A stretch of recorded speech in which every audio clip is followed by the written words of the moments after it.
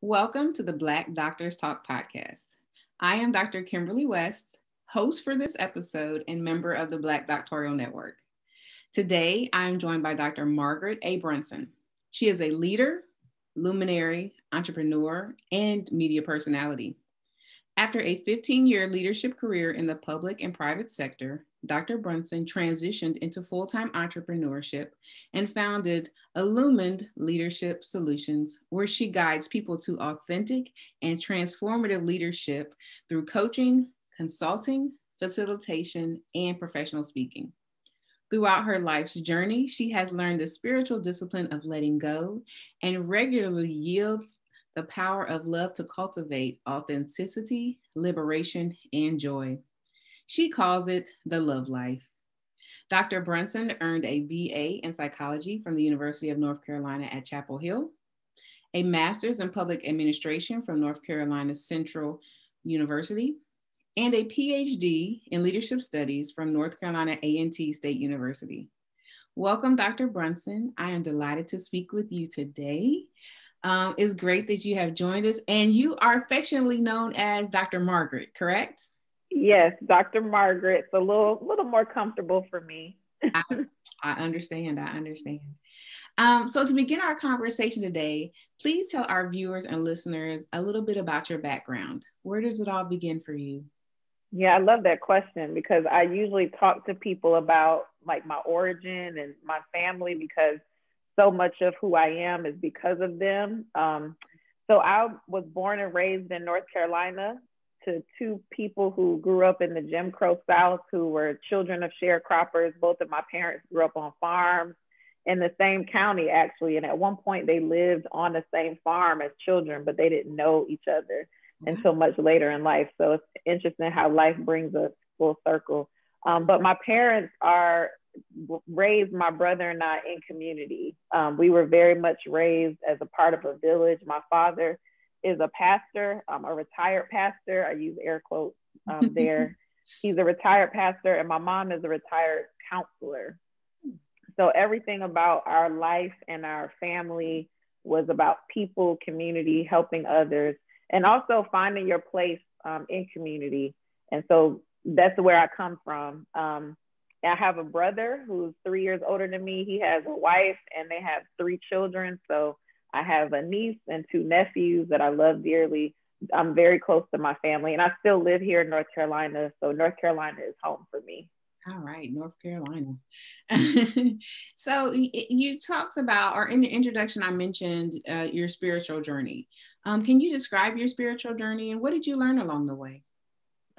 Yeah, this question is so difficult for me to answer at times because for me, my spiritual journey has been just that, a journey of discovery, of learning more about who I am.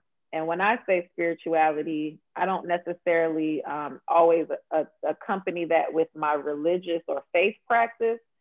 For me, spirituality is more about how do we assign meaning to our lives? Like, how do we make meaning of our experiences? And so that's my spiritual journey, is like walking every day with my eyes open, my heart open, my hands open, and also trying to give just as much as I receive. And then going through life and life challenges, how do I make meaning from those experiences? And so for me, that's a leadership journey too, because I do see myself as a leader. So anything I go through in life, it also is to help other people. You know, as I go through it, then I kind of look back and try to lead other people through similar experiences. So I feel like I'm learning along the way that like life is what it is, and we can, you know, make plans and we can have these big dreams, and that's wonderful. We should do that. And we should also be open to learning, growing, discovering who we are each and every day. So I love that. I know that's, I guess, you know, I always joke and say the older you get, you know, the more you start, the more you know. But I think what I hear you saying, and I think it really spoke to me because it's like you're going through life with a level of consciousness, of yes, awareness, that you are very aware of the things instead of just kind of, maybe as you was as a teenager, somebody in your 20s, kind of just maybe flowing through life, not knowing. So, but but no, that really spoke to me, because I guess even myself being aware of the little things and how making, like you said, making meaning of that. So I appreciate it. Yeah, sure. That spoke to me. So I want to transition and talk a little bit more about your professional life and your business. So tell our listeners and viewers a little bit about your work in the field of leadership. Yes, so I started my professional career right out of college. I ended up teaching for about 3 years. I taught at different levels, elementary school for a year and then high school for 2 years. And as I think throughout my life, I've recognized that I'm a leader. When you're young, especially a girl, especially a Black girl, we get labeled as bossy. And I got labeled as bossy very early. But as I got older, I kind of lived into it. I owned it, that I'm bossy. But I also see that as leadership, right? Like when you can look and see people following you, or that you have influence with people, or that you have that you inspire people, there's a responsibility that comes with that. So my work in leadership is really around helping people to identify their leadership capacity, tapping into what that means. I think so much of our lives is about leadership. Even if we don't have people that follow us, or we don't supervise a staff of folks, ultimately, how do we lead ourselves? And so that's the kind of my biggest question in my work is, how are we leading ourselves? How are you leading yourself? And so through my work, I coach people to be better leaders. I teach people how to lead, because some people want to lead but don't know how. Mm-hmm. And I also help companies and organizations really create frameworks for leadership, instead of just only focusing on goals. What are we going to do? I want people to know, how are we going to show up? How are we going to be? How do we want to lead in a way that helps us meet these goals and meet these expectations? So my work, my leadership work really centers around identity, authenticity, transformation, and being who we say we're going to be in the world. Wow. And that's really, as I work in K through 12 spaces. And so thinking about what you said as a young African-American, as a young Black girl being labeled as bossy, how you were able to spin that, because sometimes we can become rather deflated. It's speaking just from personal experience in that. And I think that's really something great and something that needs to be said and understood, that comes from a place of power, and something that needs to be nurtured instead of saying, oh, you're just bossy, or assuming. That's really powerful. Well, I do want to say really quickly, just in response to that, I have to thank my mom, because my mom was the one who really helped me to quiet the voices of other people who said, oh, you're just bossy. She helped me understand who I am and what that meant for me, because she was also bossy. So she helped to nurture that in me, and I'm grateful for her for that. Yeah, that's wonderful. What type of work do you do with Illumined Leadership Solutions? So primarily my work is both kind of individual and then micro work with individuals. And then I do quite a bit of macro work with companies and organizations. So on the individual side, I coach people. So I do a lot of executive coaching. I do quite a bit of, I call it transitions coaching. So people who realize oh, I'm really not happy or fulfilled where I am. I want to do something else. I help coach people into new pathways. Entrepreneurship is one of them, or even just helping people figure out what career trajectory they want to take. I love the individual work, but I also recognize that I can do a lot of leadership coaching and helping people figure out who they want to be. But if they're not in the right environment that's going to support who they are, they won't thrive, right? So I do a lot of the macro work in companies, organizations, businesses, nonprofits. I've done some work with churches to help create an environment of leadership, to help cultivate cultures of leadership where individuals can be their authentic selves and still lead and be successful. So I do consulting and coaching. Those are kind of like my two primary business lines. Nice. So I'm just thinking about, I'm just thinking about that whole nonprofit thing. We'll talk offline. Yes, yes, please. All right. So who has had a tremendous impact on you in your career field? Yeah, I could name so many people. I mean, I start with my parents, of course. They've just been such a force in my life because they are both leaders. And so I was raised by leaders. I was raised by people who are leading in community in very different ways. But I also say there's a multitude of people, specifically Black people in my life, who have stepped up to lead. And sometimes in ways where they didn't really know what they were doing. The leadership just sort of emerged from them. I've watched, people lead movements and start organizations and start businesses and raise families.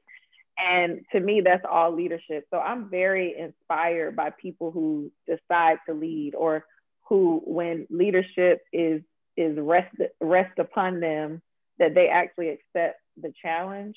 And then in addition, I just think people like writers, scholars, lots of folks that I followed over the years, Audre Lorde, Zora Neale Hurston. I could name so many people who have just had an impact on me, and in a way that I feel comfortable leading because of who I am, like being who I am and feeling comfortable enough to lead from that place of authenticity.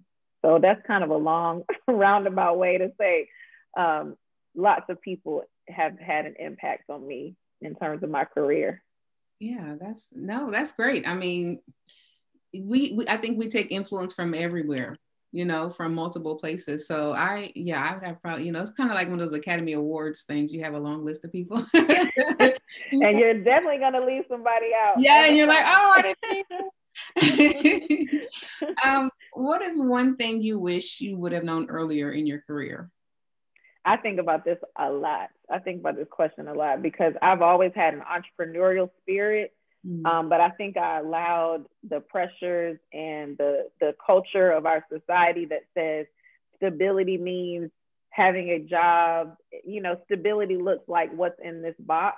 And if you don't have what's in this box, then you're not going to be stable. You're not going to have security. I think I would have known earlier in my career, or even trusted myself earlier in my career, to I'm going to say this, but like to bet on myself, right? Yeah. Like to step out sooner to do the things that I feel called to do in terms of entrepreneurship. I don't necessarily regret it, regret waiting as long as I did, but I think I wish I would have known earlier that like, oh, I'm going to be okay. Like, I don't need this 9 to 5, to feel secure and safe. That's an illusion, to be honest. So yeah, that's one thing I think about often. Yeah, no, I often joke with my friends and say, I don't know, because, you do think about things like how am I going to be stable? That's important. But I think, like you were saying, taking that risk is even more important. And like you said, betting on yourself and believing in yourself enough is really something that's important. What advice would you give someone who's wanting to pursue a career similar to yours? So we were talking earlier, you and I were talking earlier about just being aware, like living life with awareness. And as oftentimes I coach people who have all of these beautiful gifts. People have gifts and then they've gone to school, they've cultivated like knowledge and skills. And sometimes I think we ignore our natural gifts, or we ignore the things that we're drawn to naturally because we don't see those as a way to like make money or, have a career where we follow our passion and pursue our passion. And I think, the advice I would give to someone who wants to do something similar to me is like, be attentive to the things that you're passionate about, the things that you feel you're called or compelled to, because sometimes a lot of times there's a way move in that direction in terms of your career or monetizing some of your passions, I see my career as like a guide, a consultant, a thought partner, a conversation partner. People literally pay me to share my opinion about things. And it's because I've been very attentive to my own gifts. I've been attentive to like the wisdom that I innately have or that I've gained through my experiences. And then also I've been very attentive to my purpose.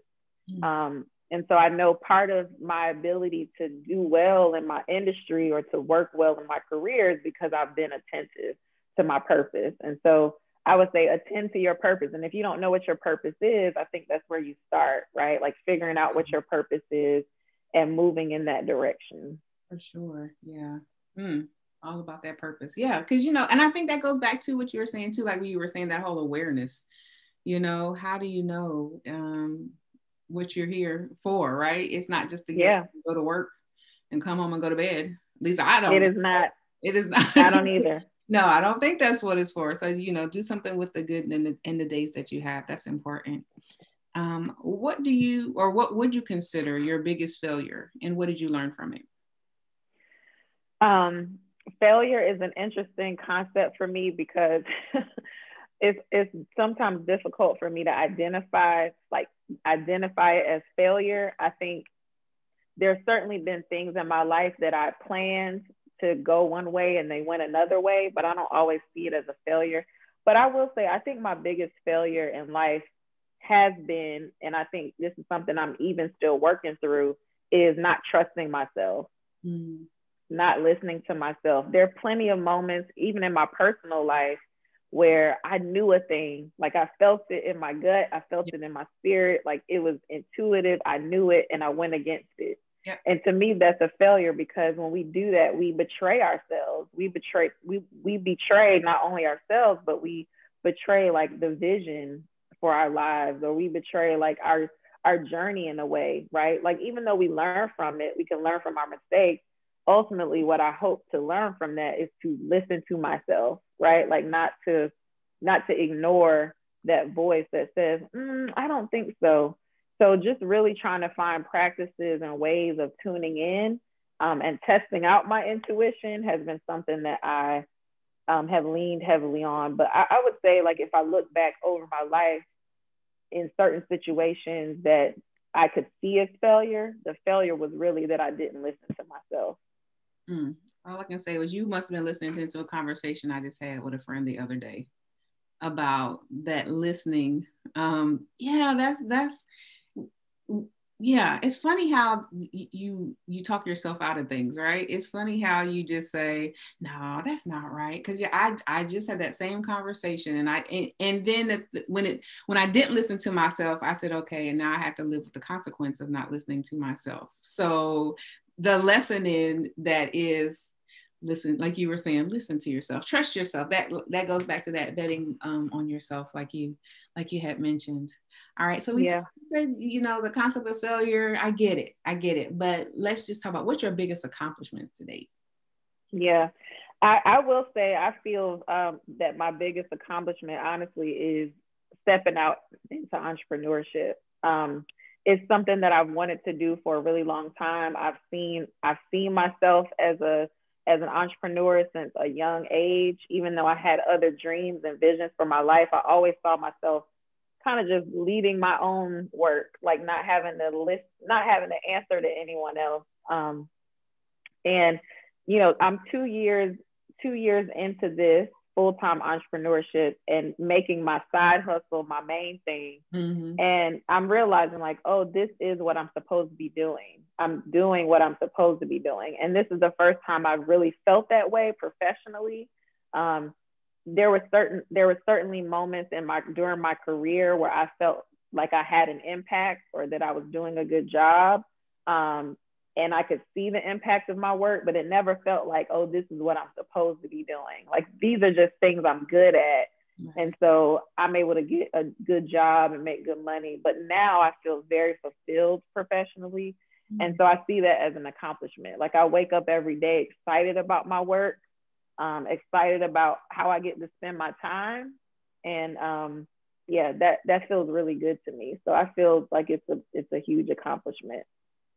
For sure. May we all get to that point, right? Or we Yes. excited about what we're doing and willing to tackle and wanting to tackle and face today. Yeah, that's an accomplishment right there. I would definitely agree with that. Thank you. Yes. And so as we are winding down our interview, I have a couple more questions for you. What inspires you? So much. I'm a big music. I'm a big music fan. I'm a kind of a music fanatic. So I find inspiration in just like beautiful music. I listen to everything from like jazz. I don't even see these on a spectrum because music is music, but I listen to everything from like jazz to hip hop. I mean, I love Big Crit. I don't know if anybody's, if anyone listening is going to be a Big Crit fan, but I'm like a huge Big Crit fan. But I love like just music. And so I'm often inspired by musicians, by people who write music, singers, artists. And I'm also very inspired by art, as you can see behind me. I just love art. And then I'm also inspired by just I don't know how to describe this, but like energy from people, like people who are doing what they love, people who are living a life that they love. Love inspires me. You know, when I see love at work and I see people really trying to love, that inspires me. So much inspires me. Yes, all that positivity. I'm with you with that energy thing. Because yeah, that, yeah, being in a space where you see people and you're like, oh yeah, you can kind of vibe off of each other. Yeah, I love that. And yes, your artwork is beautiful, by the way. Oh, thanks. Yes, I didn't do this. These are local artists to Durham, North Carolina. But yeah, I love art. Yeah, yes, I feel you on that one.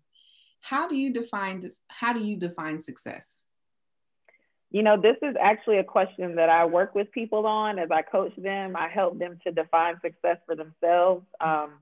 So success to me means that I am being exactly who I am supposed to be or called to be in the world.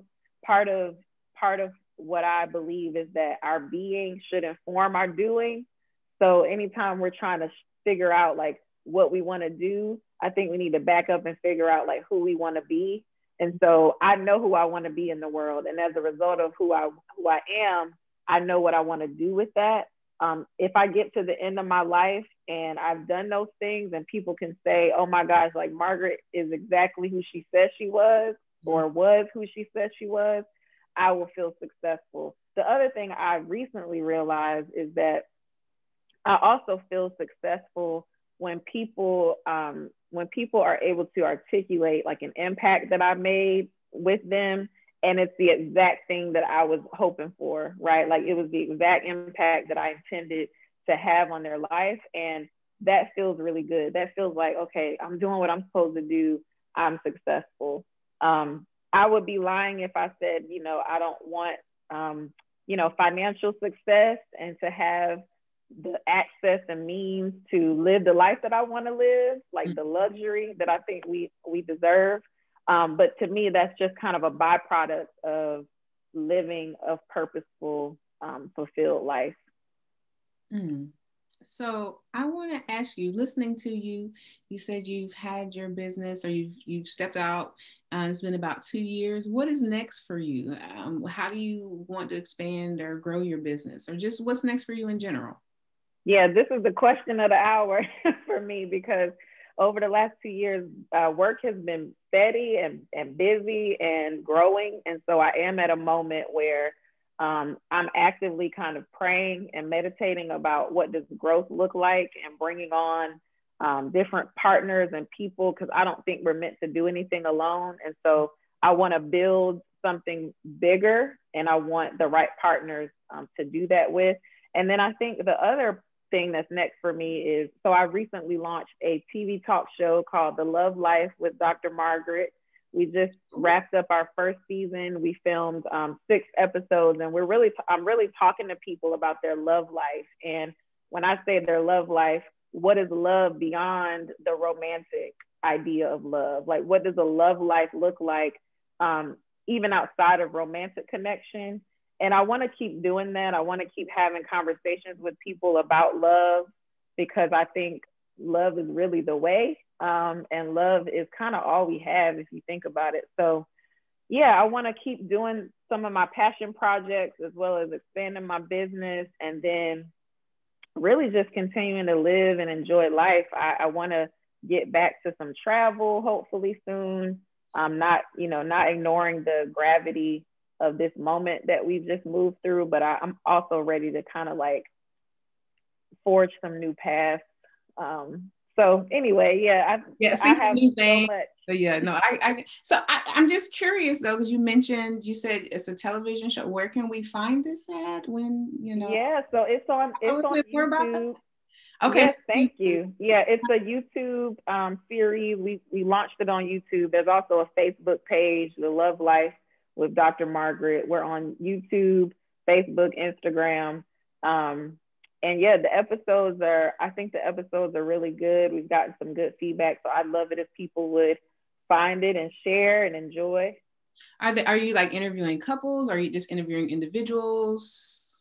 How does So this first season, I focused on kind of love in various contexts. So like one episode, I talked to a friend of mine who's a man, a Black man, and we talked about what does love mean to him, like as a Black man, and how does he leverage or look at love in his life, like how is he living a love life.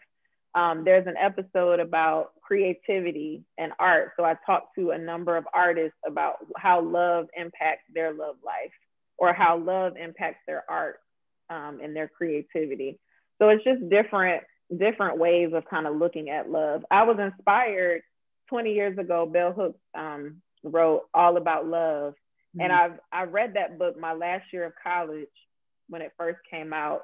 And that book has re-emerged. Like there are young people who are reading this book. And long story short, I was inspired to, I wanted to write about this because I ran into someone in the store and she said, how's your love life? And I knew she was asking me like, who are you dating? Are you with anyone? And I was just like, that's an interesting question, because I know the answer you're looking for, but my mind is going to so many other things. Like, no, I'm not dating anyone, but I have a life that's full of love. And I started talking to her about it. And she was like, oh my God, that's so amazing. So I started using the hashtag TheLoveLife on my Instagram to kind of show like, this is my love life. This is how I'm living a life of love. And so then I saw kind of the emergence of these conversations about love. And I was like, I got to put something out in the world. So I was inspired to kind of work with the production team to get this show off the ground. But it's really exciting, the feedback that I've received from people, because it's something that we think about. We don't always talk about it. But to answer your question, next season, I plan to talk to some couples. I plan to dig a little bit into romantic love, because it is something that people want. So no, I will. I know that I'm going to check out your work. Thank you. Love takes so many different forms, and the people, just like you were saying, they think it's just mainly romantic. No, it can mean several different things. So I know that I'm going to definitely check it out. So thank you. Yeah, and I will share, because I have several friends who will definitely be interested in that. And so for our final question, this has gone by so fast, but for our final question, how has your affiliation with the Black Doctoral Network helped you personally and or professionally? Yeah, so I remember when I first started, I think it was a Facebook page, like back in the day, it was like a Facebook group or a Facebook page. And then I finished my PhD in 2014. I want to say I ended up going to a few conferences for the National Council for Black Studies while I was in school, met some folks who were also part of the Black Doctoral Network Facebook group. And so there's just been a lot of like good networking and conversations, I think initially in the beginning. And then as I've seen it grow, I've wanted to stay connected and stay involved, because I think, first of all, we're a small percentage of people who have PhDs or have, doctoral degrees. Mm-hmm. And at the same time, I think there's some power in, you know, using our education as a tool for like Black liberation, for, you know, Black economic prosperity, and for just using our scholarship in ways that are helpful to our community. And so I've wanted to stay involved with the network to just see, you know, where I might plug in, who I might be able to connect with. I'm not so huge on like always navigating and connecting with everybody, but really trying to hone in on those people that share, you know, like minds, where we could potentially work together. So I see it as a really powerful place to meet like-minded Black doctors. Well, all right. I don't disagree with you. Dr. Margaret, thank you so much for joining us today. This has been a wonderful conversation. Definitely opened up my perspective into leadership type work. So I appreciate that. And I thank you. And again, it's been a pleasure. Can you please tell our viewers and listeners where they can go to learn more about you and the work that you're doing?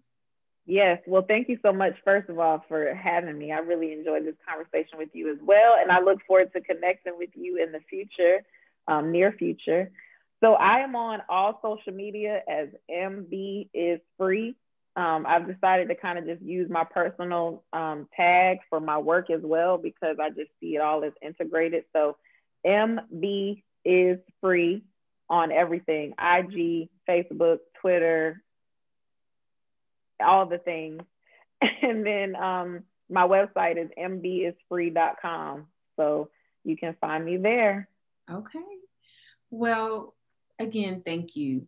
We ask that everybody please be sure to stay connected to the Black Doctoral Network and connect with us on all of our social media channels. Thank you again for joining us for the Black Doctors Talk podcast. We hope you will join us again next time. But for now, be sure to like, share, subscribe, and definitely be sure to tell a friend.